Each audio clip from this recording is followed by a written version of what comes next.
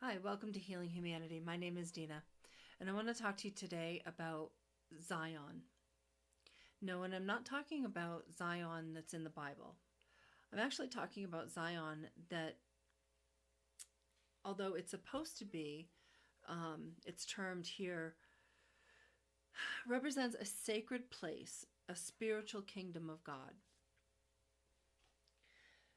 And I can tell you that what I've seen, there's there's a group of people that call themselves Zion, and they go around controlling other people's lives.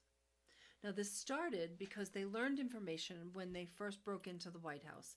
They learned some new ways of controlling the world and how the world had been controlled up until that point. And they actually gained control of it. Took it from the powers that were, and now this new group is in charge. It seems to be, and I can't verify it, but it seems to be one of the largest congregations of what was supposed to be just men, all men. But I'm very well aware that that's not the case. There are women that are part of this group. Now, very early on, they held secret meetings, most of them online, and incorporated the use of various different people, spiritual people, um, anonymous, Q, so many different people. And over time, it has grown into this enormous group of people. But at the end of the day, what's truly happened is they were supposed to um, come and better our world, right? Clean up what was wrong and better the world. But that's not what's happening. So part of this group took over the postal service. Part of this group, manages trades coming into America. Part of this group, all people that didn't know anything, just before they took all this over. Okay? They hit a huge windfall. But what they also did is they decided that they were going to judge people, especially judge women. And what they did was there was a gentleman online. He's an older gentleman. I can't remember his name, but he did this video on how to grade women, and anyone that was 7 to 9 was marriage material. Anything below 7 was not marriage material, and they they graded the women, right? And so at that point, men were directed to marry quickly, and they did. So hundreds of people, I've talked about this before, hundreds of people got married. And those that did not, they didn't make the grade for whatever reason, based on, the opinions of the men that they knew, were not marriage material for them. And so now these people, these women, are being just absolutely tortured. What happens is that this group, it's based from a motorcycle gang, but there's connections in every office. There's connections in banks, hospitals, every office you could think of, especially ones that are making good business. Federal buildings, police, firemen, like I said, hospitals, phone companies, electric companies, medical records, city and state offices. There is a mole, if you will, in every single building, in every single industry. And they have an allegiance to one another, not to the country at whole, but to one another, from what I've seen. They have been excessively controlling of other people's lives, especially if these people don't do what they want them to do. They want to make money. That's all they care about. They care about making their bank accounts bigger. We all do, right? But nobody owes anybody anything. I don't owe you anything. Nothing. If you decided to spend your hard-earned money to screw my life up, that's on you, buddy. That's not on me.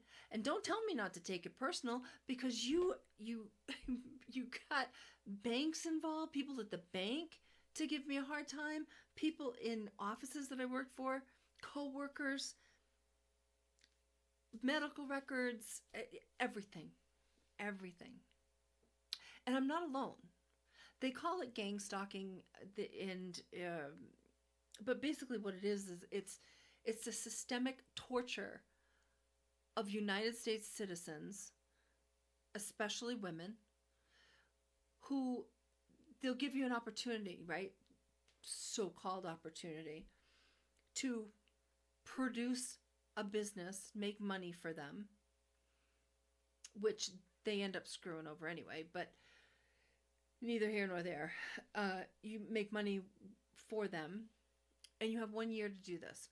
If you don't do it within that year, if you're a woman, you can either get married to whomever will take you at that point because you didn't make the grade the first time.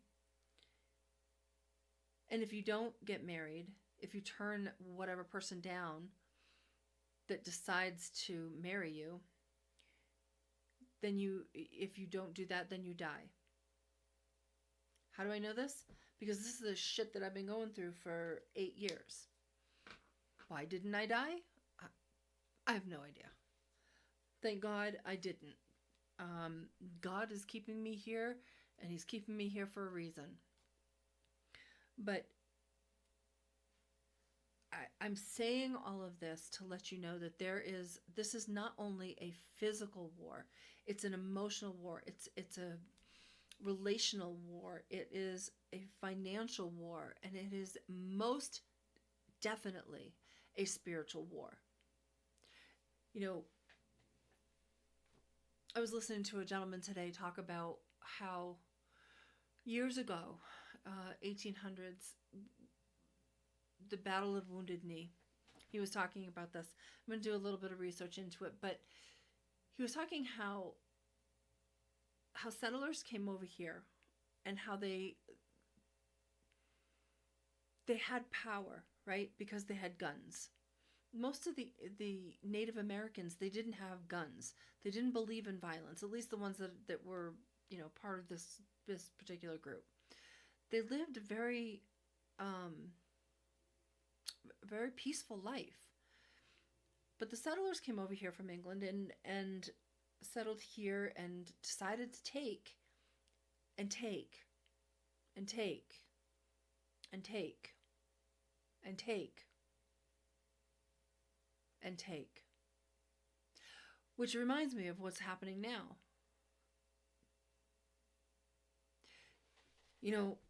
I would think that we'd learn from history. Did it go well for the settlers? Did they amass all of this land and wealth? Yeah, they did. But at the end of the day, this isn't going to fare well for those that are in power right now. How do I know that? Because we cannot, as a civilization, continue to treat people the way that we are treating them. I don't care what kind of power you have or what you think you have. You cannot continue the same slave mindset that we tried to get away from. We tried to get away from that overarching control. Come to America, it was supposed to be better. And then us here, over the last 10 to 13 years, our job is to make America better. Make America great again. Trump, whether you like him or not, wouldn't you be all for making America a better place for all of us to live? It just shocks me. That sentence alone irritates people. And I think it's funny because you live here. it's your country too. And take you cannot take an entire gender of people and decide to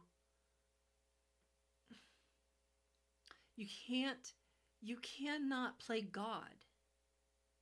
You may have learned some great little tricks, some spells, some ways of showing up in the world differently than what you knew the year before.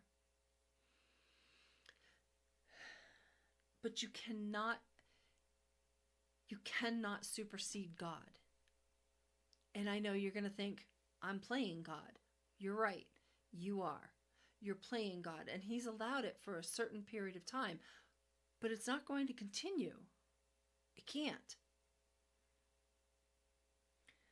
I think part of the reason that I'm here and that I'm still here is because God is not going to allow you to select women the way that you are.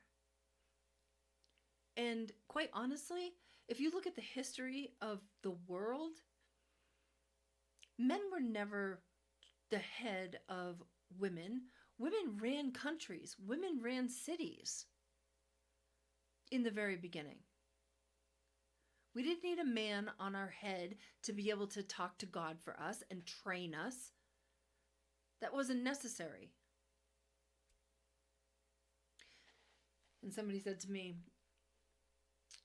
I thought it was funny because somebody said to me, well, you spent your whole life working and not needing anyone. And then now, women get to a certain age, not talking about me specifically, but women get to a certain age and then they all of a sudden they want a relationship. Well, yeah, of course. Wanted a relationship the whole entire way, but you have a strong woman and you want to demean her. You want to control her. You want to torture her. You want to control the narrative for her life. And I'm not talking just about myself. I've seen this straight across the board. So many different women. From the ages of 17 on up. Men, you have no right. If you are not married to a woman, you have no right to be spiritually connected with her at all. It is the time now for women to rise up. And you know it. You damn well know it. You know that part of your job is to help women succeed, which is why you're doing this whole, help them build a business. Great. But you can't push them the way that you do men.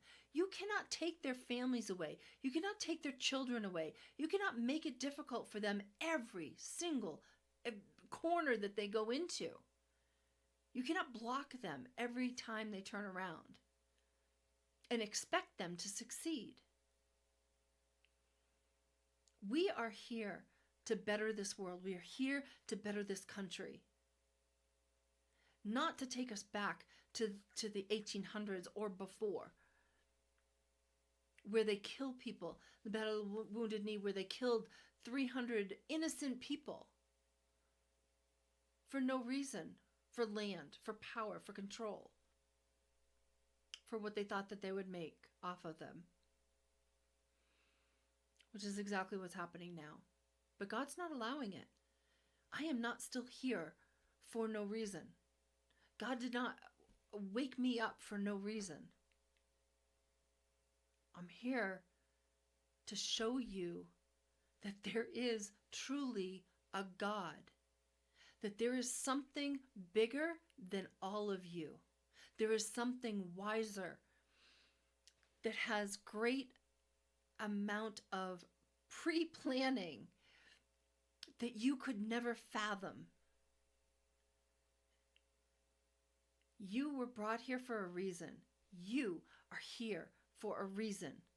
You have a job to do, but your job is not to make slaves of other people. Your job is not to torture physically, emotionally, spiritually, financially, anyone, man or woman. It's time to help people and not hurt them. Do you have that power? Sure, you absolutely do. You're the little God, giver of death. I get that. But the big God saved me and I didn't need you. Think about that. So until next time, friends, keep healing.